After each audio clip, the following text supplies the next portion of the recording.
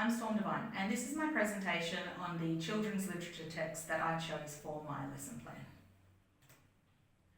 I've chosen two picture books by the same author, Jeannie Baker, to explore how an author's style can be identified through recurring themes and subject matter.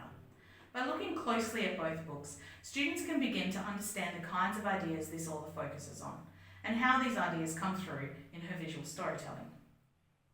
The first book is Belonging, a wordless picture book that shows an urban landscape changing over time. Each page offers a view from the bedroom window of the main character as she grows from a young child to a young adult.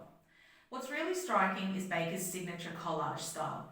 She uses real textures, found objects, paint and textiles to create incredibly detailed and captivating scenes. These visuals tell the whole story without any text, offering insight into the girl's life and how the surrounding community gradually transforms. Over time, the cityscape becomes greener, more connected, and shows the impact of revegetation and community action. The second text, Millicent, shares similar ideas and works as an accessible introduction to theme. While it involves some inference, it's still within reach for Year 6 students, especially with scaffolded vocabulary support. In this story, we meet an elderly woman who cares for a flock of pigeons in Sydney's Hyde Park. Like Belonging, it features Baker's intricate collage artwork, which brings the park and its birds vividly to life. Millicent knows each pigeon by name and has a deep connection to both the birds and the space itself, showing how people can form emotional bonds with nature, even in urban environments. Both of these books are grounded in Jeannie Baker's real-life observations of how people connect with nature, especially in cities. It's this idea, connection or reconnection with the natural world, that becomes the central theme of the lesson. Through these two texts, students will be guided to make thematic comments, not just about the characters or setting, but about the broader ideas that underpin the author's style. My lesson focus and the concepts being taught. This Year 6 literature lesson focuses on text analysis, specifically exploring the concept of theme and subject matter, and how it contributes to an author's unique style.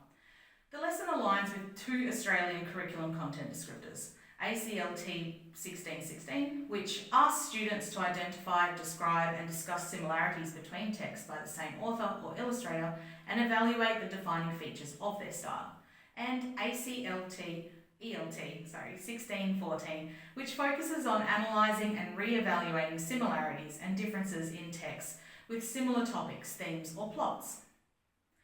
The main objective is to support students in understanding that a theme goes beyond basic elements like character or setting, and instead relates to deeper ideas such as life messages and values in an author's work.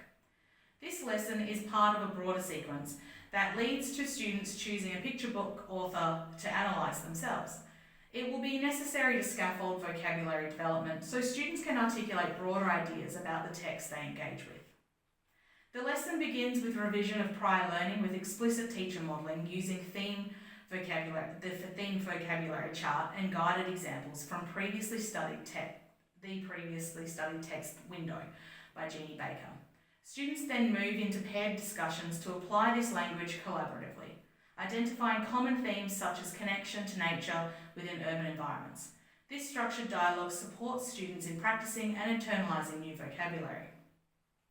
The lesson draws on Vygotsky's social cultural theory, which highlights that learning occurs through social interaction and language use. Vygotsky, as cited in Literacy, Reading, Writing and Children's Literature, 2014, stated, "Language is central to learning. Thought and language go together. We internalise language and the thinking it represents from what we hear and see around us. And then we use that language as an important tool for further thinking and meaning making." Students are encouraged to imitate modelled language at first, aligning with Vygotsky's notion that imitation is an essential phase of learning. This is echoed by Kasdan, 1981, as cited in the Peter reading that we had, who described this stage as performance before competence. Over time, students will progress towards deeper understanding and more independent use of this vocabulary. The physical learning environment also supports productive group dialogue. The reading, also from Peter, suggests that classrooms should be arranged to promote respectful interaction and engagement, asking, is the environment arranged to facilitate discussion? Is it stimulating and reflective of current learning? As such, this lesson is designed with face-to-face group arrangements, like group tables, and a visible word wall for themed vocabulary. Students are also encouraged to practice respectful listening to enhance peer-to-peer engagement and identify shared thematic ideas.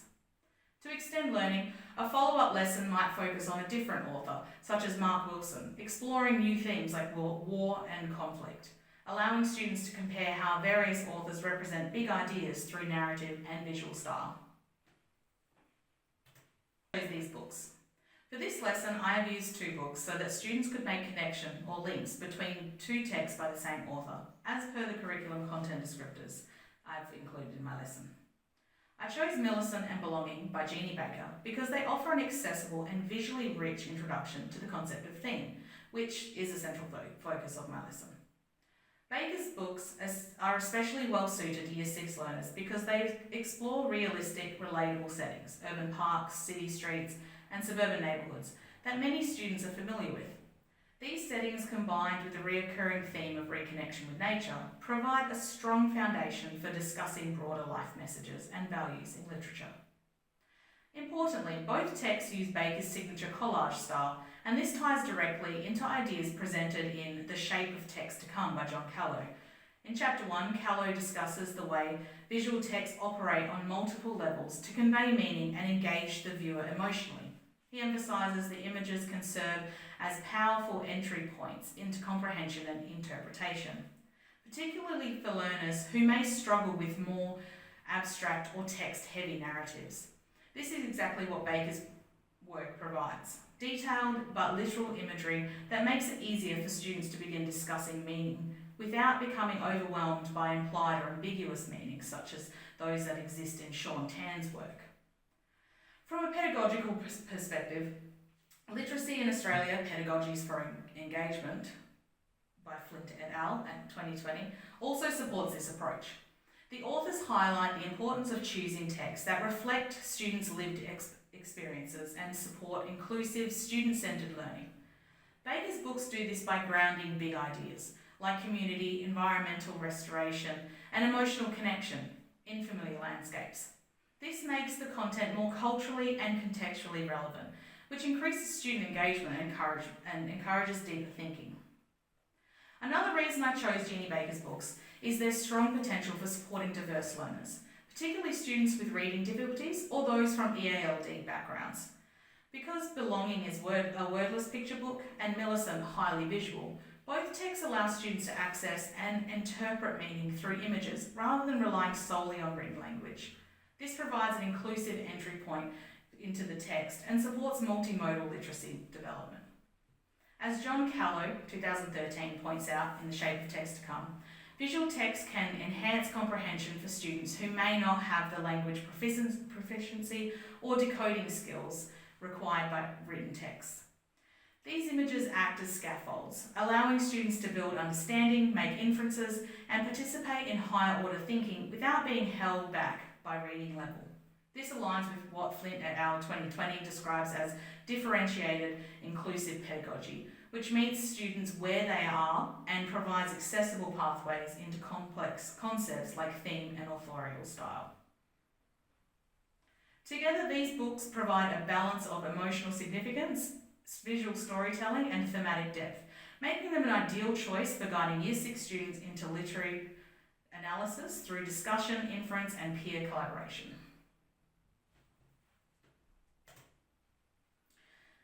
Cross-curricular concepts for my books. There are strong cross-curricular opportunities with Belonging and Millicent, particularly in geography and science. These texts naturally link to topics like urbanisation, human impact on the environment, and the livability of places. With some collaboration across HASS or science, we could align with content descriptors like economics, ACHA SSK 150, the effect of consumer and financial decisions on the individual, community, and environment. Students might explore questions like, does using recyclable bags make a difference? How do our shopping choices affect the environment or local community? These ideas align with the environmental and social themes of belonging, especially around community-driven change. Students could extend this by creating visual sequences of environmental transformation, like a polluted beach returning to health, or making persuasive posters that promote sustainable choices.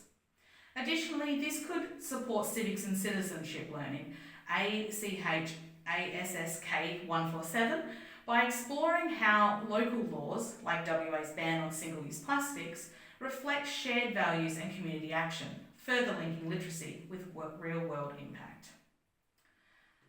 That's the end of my presentation on the text that I chose for my lesson plan. Thank you for listening.